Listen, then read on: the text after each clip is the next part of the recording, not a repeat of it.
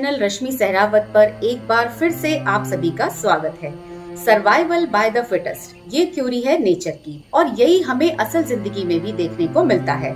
जिस तरह जंगल में बड़ा जानवर छोटे और कमजोर जानवर को खा जाता है, उसी तरह इंसान भी अपनी पावर्स को बरकरार रखने के लिए और दूसरों से आगे बढ़ने के लिए ऐसा ही करता है। सृष्टि के शुरुआत से ही सारी पावर्स, पैसा, दौलत, प्रॉपर्टीज सब की सब ज्यादातर पुरुषों के हाथों में ही रही।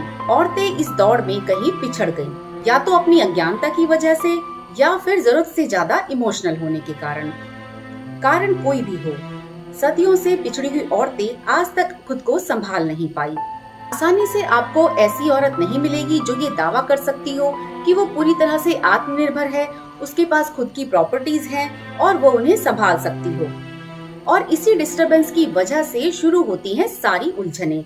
यहीं से शुरू होता है अननेसेसरी कंपैरिजन। दुनिया की आधी आबादी फीमेल्स का शोषण और बहुत सारी प्रॉब्लम्स की शुरुआत, जैसे क्राइम और हेल्थ प्रॉब्लम्स। अगर हम ये सोचते हैं कि एक पक्ष को सप्रेस करके दूसरा पक्ष प्रोग्रेस कर पाएगा तो ये गलत है, क्योंकि हम सब सामाजिक प्राणी हैं और एक दूसरे की जरूरत हमेशा पड़ेगी। इसलिए स्त्रियों को आर्थिक सुरक्षा देना बहुत जरूरी है, ताकि वो अपनी जिम्मेदारियां बच्चों के प्रति, परिवार के प्रति और समाज के प्रति अच्छे से उठा सके। क्योंकि जितनी ज्यादा औरत फाइनेंशियली वीक होगी, उतनी ही ज्यादा शोषित होगी, मेंटली भी और फिजिकली भी।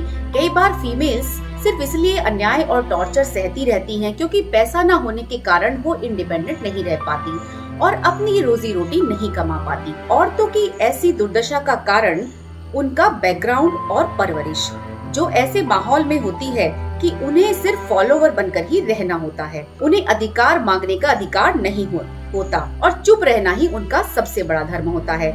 एडजस्टमेंट मरते दम तक करना है। अत्याचार सहने से मना करने पर उनसे अच्छी औरत का टाइटल छीन लिया जाएगा। ऐसा आज भी 80% इंडियन फैमिलीज में हो रहा है। ऐसा नहीं है कि 100% लोग ऐसे ही होते हैं। बहुत सारी फैमिलीज में स्त्रियों को बहुत ज्यादा प्यार, सम्मान, फाइनेंशियल सिक्योरिटी मिलती है। ऐसी फैमिलीज से बाकी लोगों को बहुत कुछ सीखने की जरूरत होती है। पर कहीं ना कहीं आज भी बहुत से लोग रूढ़िवादी मानसिकता वाले हैं, जिनको लगता है कि औरत की सही जगह या तो रसोई में या फिर उनके चरणों में। जानते हैं इस सब की वजह क्या है? टॉक्सिक पैट्रियार्चल सिस्टम, यानी कि पितृसत्तात्मक व्यवस्था। कहीं अनजाने में हमने इसे मेल्स और फीमेल्स के बीच में झगड़े का बहुत बड़ा मुद्दा तो नहीं बना लिया है और लाइफ के ज्यादातर टाइम में बस इसी कंपटीशन में लगे रहते हैं। इसकी जगह पर अगर इंसान अपने टाइम और एनर्जी को कुछ कंस्ट्रक्टिव करके, कुछ आध्यात्मिक एक्सपीरियंसेस लेने में या फिर कुछ नया जानने और पढ़ने में लगाएं, तो शायद जीवन ज्यादा सार्थक होगा।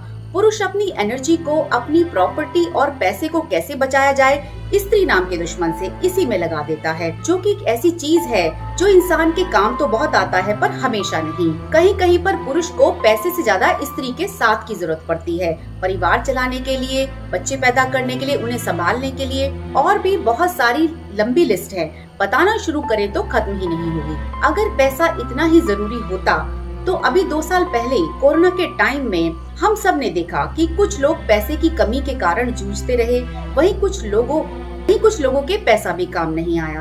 पैसा उन्हें जीवन दान नहीं दे पाया। समझने के लिए बस इतना ही काफी है, ज्यादा कहने की जरूरत नहीं है। जीवन में इतना सब कुछ है समझने और जानने के लिए। कहते हैं इंसान खाली हाथ आया था और खाली हाथ ही जाता है। फिर बीच में इतनी मारामारी क्यों? इतना तेरा मेरा क्यों? नेचर और ईश्वर ने तो ऐसा कोई बंटवारा नहीं किया। सारे नेचुरल रिसोर्सेज सभी के लिए बराबर खोल रखे हैं, चाहे वो स्त्री हो या पुरुष, अमीर हो या गरीब, सभी को बराबर हवा, धूप और पानी मिलता है। फिर ये बंटवारा किसने किया कि धन प्रॉपर्टी के मालिक तो ज्यादातर पुरुष रहेंगे और स्त्रियां बाकी चीजों की तरह एक सामान। बात सोचने वाली है। बहुत से पुरुष अपनी एनर्जी और पैसे को बचाने में ही वेस्ट कर देते हैं। ना कोई जीवन का आदर्श, ना गोल, ना ध्यान, ना ज्ञान, ना भक्ति। बस एक ही मकसद, पावर और पैसे पर अधिकार कैसे जमा कर रखें। सारी लड़ाई सिर्फ अधिकार की होती है। मुझे लगता है कि इस तरह की सोच वाले नशे में होते हैं, जो अपने कीमती समय को इस तरह के चीजों में गंवा देते हैं, जिसका यूज करके वो जीवन में धन से भी ज्यादा ऊंचा और वैल्यूएबल कुछ पा सकते हैं। वैसे ये बात हर पुरुष पर लागू नहीं होती। कुछ स्त्रियां भी पुरुषों से टैक्टफुली, इमोरली ये सब छीन लेती है, पर फिर भी उनका परसेंटेज बहुत कम होता है। ज्यादातर स्त्रियां ही पीड़ित पाई जाती है। सदियों से ऐसा होता आ रहा है पैट्रियार्चल सिस्टम के कारण। पुरुष हमेशा स्त्री को बाकी सामानों की तरह ही अपने अधिकार में रखना चाहता है, जिसकी वजह से आदमी और औरत में इतना फर्क आ गया है कि ये एक कभी न खत्म होने वाली वॉर की तरह हो गई है। हमें लगता है कि इस पैट्रियार्चल सिस्टम में औरतों को बहुत ज्यादा नुकसान हुआ है, पर हैरानी की बात ये है कि उससे ज्यादा नुकसान पुरुषों का हुआ है। इस बात को डाइजेस्ट करना थोड़ा सा मुश्किल लगता है कि जब सारी पावर्स और धन संपत्ति पुरुषों के हाथों में है, तो फिर उन्हें नुकसान कैसे हुआ। इसका कारण है पुरुषों की दो मेन इमोशंस, एंगर और ईगो को ज्यादा एनकरेजमेंट मिला इस पैट्रियार्चल सिस्टम की वजह से, और पुरुषों पर ये दो इमोशंस ज्यादा हावी हो गई और इनको संभालते संभालते पुरुष इन्हीं के नीचे दब गए। बाकी कसर पितृसत्तात्मक सोच ने पूरी कर दी, जिसका रिजल्ट ये हुआ कि उन्होंने अपना जीवन देकर इसका मूल्य चुकाया। पुरुषों में क्राइम बढ़ा, गुस्सा और ईगो बढ़ना कोई बड़ी बात नहीं। इतना ही नहीं, हेल्थ को भी बहुत नुकसान हुआ। कभी सोचा है कि क्यों पुरुषों को ही स्त्रियों के कंपैरिजन में ज्यादा हार्ट अटैक्स आते हैं, जबकि स्त्रियों में ज्यादा डिप्रेशन पाया जाता है।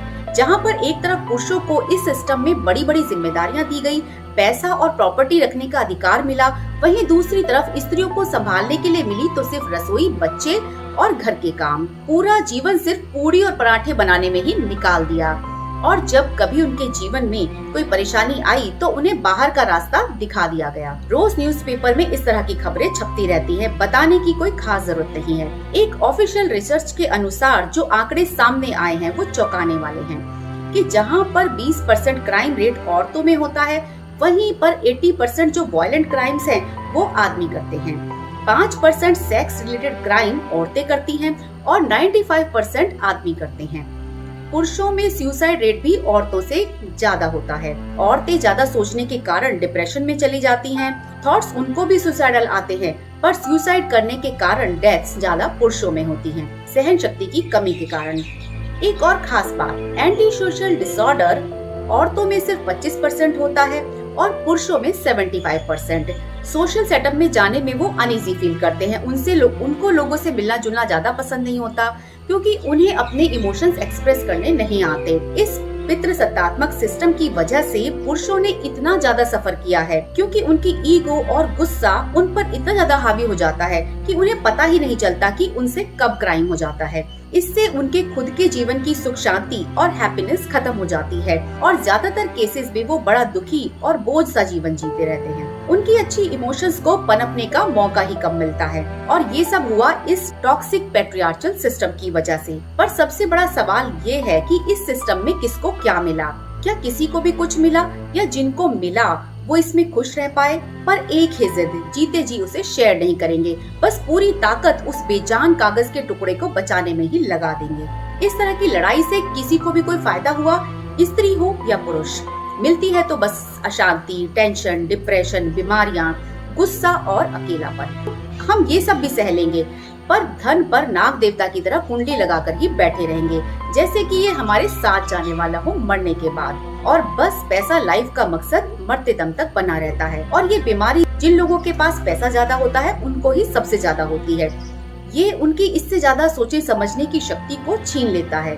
पैसा अकेले नहीं रहता, इसके साथ रहते हैं ईगो, अहंकार और गुस्सा। वक्त रहते हमें बदल लेना चाहिए, क्योंकि इस सिस्टम में सिर्फ औरतें ही सफर नहीं कर रही हैं, आदमी ज्यादा सफर कर रहे हैं, क्योंकि अनजाने में उनका जीवन युद्ध का मैदान बना हुआ है। So let's work with each other और इस पैट्रियार्चल सिस्टम को बेटर करें, बल्कि खत्म ही कर दें तो सभी की भलाई होगी। एक ऐसा सिस्टम लाया जाए जहां पर मेल्स और फीमेल्स दोनों की रिस्पेक्ट हो और दोनों को एक जैसे अधिकार हो प्रॉपर्टी ओन करने के, ताकि दोनों ही अपने आप को सुरक्षित महसूस कर पाएं। एक ऐसा कंफर्टेबल सिस्टम जहां पर आदमी भी अपने इमोशंस को रेस्पेक्टफुल एक्सप्रेस कर पाएं और औरतें भी। तो बस अब समय आ चुका है इस पैट्रियार्चल सिस्टम से ऊपर उठकर सोचने का, क्योंकि नेचर ने कहीं पर भी कोई भेदभाव नहीं किया है, तो फिर इंसान क्यों करे।